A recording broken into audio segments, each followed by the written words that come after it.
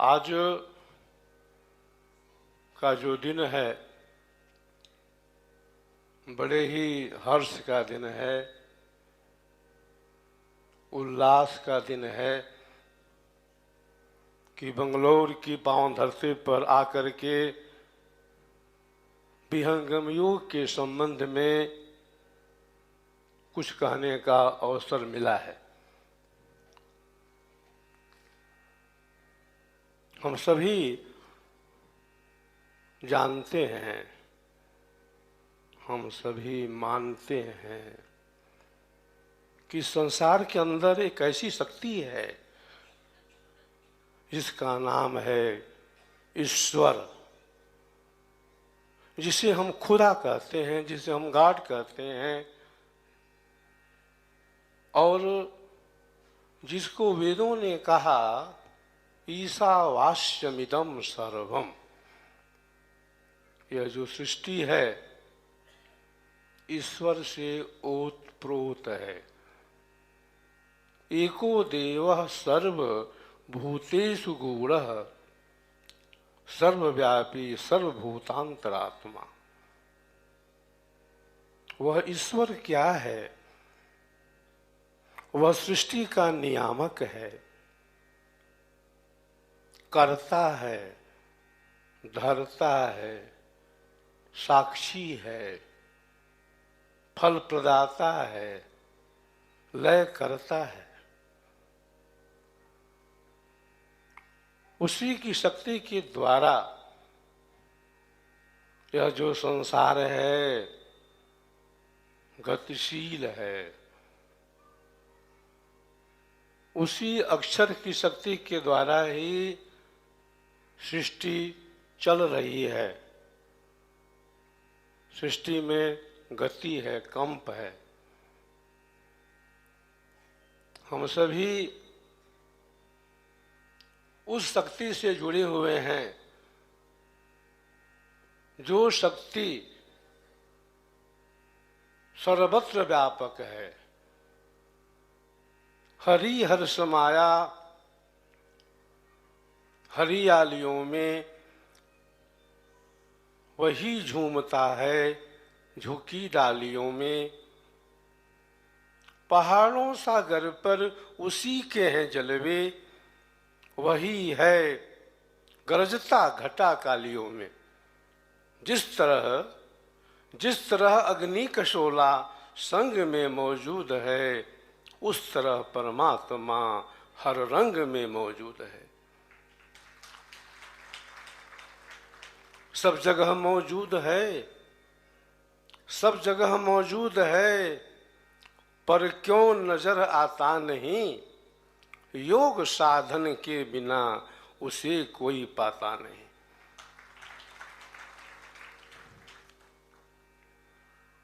एक ऋषि ने कहा अपने शिष्य से कि बेटा हमें भूख लगी है, भोजन ले आओ। लेकिन भोजन वहां से ले आओ जहां पर कोई मार्केट न हो, किसी का घर न हो, कोई बस्ती न हो। और हमें भूख लगी है, भोजन ले आओ। शिष्य कहता है गुरुजी, भोजन तो वहीं मिलेगा जहां पर कोई बाजार हो, कोई बस्ती हो, किसी का घर हो। और आप कहते हो कि भूख लगी है, भोजन ले आओ, लेकिन किसी घर में मत जाओ, किसी बाजार में मत जाओ। तो फिर हम भोजन कहाँ से लाएं? ऋषि क्या कहते हैं कि बेटा, जिस भोजन की हमें तलाश है, जिस भोजन की हमें डिमांड है, वह भोजन संसार के किसी बाजार में, किसी बस्ती में, किसी घर में नहीं मिलने वाला है। अरे वह तो भोजन मेरा है, मतलब मेरे शरीर का नहीं है। शरीर को हम प्रतिदिन भोजन दे रहे हैं, प्रतिदिन जल दे रहे हैं, पता नहीं कितने टन अनाज शरीर को हम अब तक दे चुके हैं। कैसी विडंबना है कि शरीर के अंदर जो शरीरी आत्मा है वह तो बहु जन्मों से भूखी है। क्या कभी हमने विचार किया, कभी सोचा कि मेरा अपना भोजन क्या है? नहीं सोचा, नहीं विचार किया।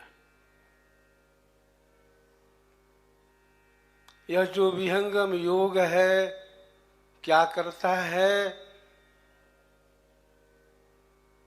आपको अपना भोजन प्रदान करता है। आपका भोजन दो तरह का है। पहला भोजन है शरीर का, दूसरा भोजन है आत्मा का। क्या कभी आप सोचते हैं कि आप कौन हैं?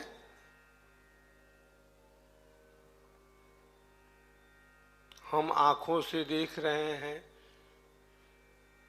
क्या हम लोग आंख हैं? हम कानों से शब्दों को सुन रहे हैं, क्या हम कान हैं? हम नासिका से सूंघते हैं, क्या हम नासिका हैं? हम जिह्वा से स्वाद लेते हैं, क्या हम जिह्वा हैं? त्वचा से हम स्पर्श करते हैं, क्या हम त्वचा हैं? हाथ पैर से हम चलते फिरते काम करते हैं, क्या हम हाथ पैर हैं? हम क्या हैं? शरीर जो है जड़ है, हम जड़ नहीं हैं। शरीर क्या है? शरीर आपका घर है, आप शरीर नहीं हैं। आप रहते हैं अपने मकान घर में, तो मकान घर आप नहीं हैं। मकान घर आपका निवास स्थान है। जैसे पक्षी रहता है पिंजरे के अंदर, लेकिन पक्षी पिंजरा नहीं है, पिंजरे में रहता है। पुरुष कौन होता है? पुरी सेते इत पुरुष, जो इस शरीर रूपी पुरी में, घर में निवास करता है, उसका नाम पुरुष होता है। भूख किसको लगती है? प्यास किसको लगती है? हमको नहीं लगती। हम कौन हैं? हम आत्मा हैं। भूख प्यास धर्म किसका है? प्राणों का है। प्राणों को भूख का एहसास होता है, प्यास का एहसास होता है। प्यास भूख धर्म जो है आत्मा का नहीं है, प्राणों का है। तो ऋषि ने कहा कि हमें उस भोजन की आवश्यकता है जो भोजन शरीर का नहीं है, आत्मा का है। अब प्रश्न यह है कि वह भोजन कैसे मिलेगा? उस भोजन की प्राप्ति कैसे होगी? तो इसी का ज्ञान बतलाता है विहंगम योग संस्थान। कि अरे ऋषियों के प्यारे दुलारे, आत्मा का भोजन क्या है? शब्दामृत है, ब्रह्मानंद है, वह भोजन आत्मा का कैसे मिलेगा जब हमारी आपकी चेतना देह संघात से प्रकृति जगत से उपरम हो जाएगी। जब हमें एक ऐसे केंद्र की प्राप्ति हो जाएगी जहाँ पर हम पहुँच जाएंगे तो हमारा जो भोजन है हमें मिलना शुरू हो जाएगा। हम सभी याद करने में, जब तक हमें अपना भोजन नहीं मिलेगा तब तक यह जो चक्र है 84 का, यह जो चक्र है आवागमन का, हमारे आपके साथ सदा लगा रहेगा। अगर हम चाहते हैं 84 के फंदे से अलग होना, अगर हम चाहते हैं इस संसार के भवसागर से पार होना, तो हमें अपने भोजन की विशेष आवश्यकता है। क्योंकि हमारी जो आत्मा है जो इसी शरीर में है वह तो कई जन्मों से भूखी है और उसका जो भोजन है ब्रह्मानंद है, शब्दानंद है, जिसकी प्राप्ति विहंगम योग के साधन के द्वारा होती है। ऋषि ने कहा कि हमें प्यास लगी है, पानी ले आओ। लेकिन पानी वहाँ से ले आओ जहाँ पर कोई सागर न हो, कोई कुआं न हो, कोई बावड़ी न हो, कोई तालाब न हो, और प्यास लगी है, पानी ले आओ। शिष्य कहता है गुरुजी पानी तो वहीं मिलेगा जहाँ पर कोई कुआं हो, कोई बावड़ी हो, कोई तालाब हो, कोई नदी हो, कोई सागर हो, और आप कहते हो कि वहाँ मत जाओ और पानी ले आओ, तो फिर मैं पानी कहाँ से ले आऊँ? पानी तो वहीं मिलेगा जहाँ पर कोई कुआं हो, कोई बावड़ी हो, कोई तालाब हो, कोई सागर हो। ऋषि क्या कहते हैं, बेटा जिसकी हमें प्यास है वह पानी संसार के सागर में, संसार के किसी तालाब में, किसी कुआं बावड़ी में नहीं मिलने वाला है। अरे वह तो पानी आत्मा का है। तो आत्मा का जल क्या है जिसको पी करके आत्मा जो है जन्म मरण के बंधन से अलग हो जाती है? वही जल है सोमरस, जिसका ज्ञान जब हम विहंगम योग का साधन करते हैं तब हमें आपको प्राप्त होता है। आत्मा के जल को कौन पीता है? वही पीता है जो जुड़ा है अध्यात्म से, जो जुड़ा है विहंगम योग से, जो जुड़ा है सदगुरु के ज्ञान से, जो जुड़ा है स्वरवेद से। पियत सुहागिन तजतय भागिन, पियत सुहागिन तजतय भागिन, मूर्खन पीवे रंच भरी, रस पीले सुहागिन कुंड भरी, रस पीले सुहागिन कुंड भरी भरी सभा संतन की बैठी, भरी सभा संतन की बैठी, जहाँ फिरत कटोरी घड़ी पर घड़ी, रस पीले सुहागिन कुंड भरी। तो जो रस पीवे गगन मुख ध्यावे, जो रस पीवे गगन मुख ध्यावे, जहाँ सार शब्द की लगी डोरी, रस पीले सुहागिन कुंड भरी।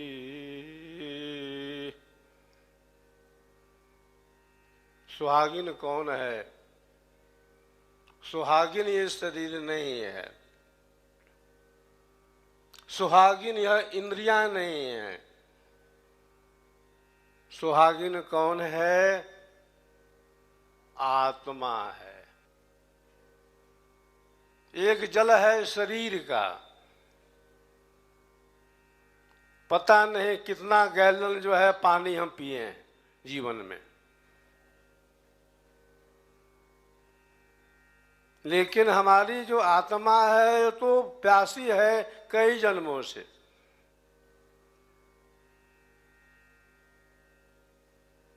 उसका जल क्या है?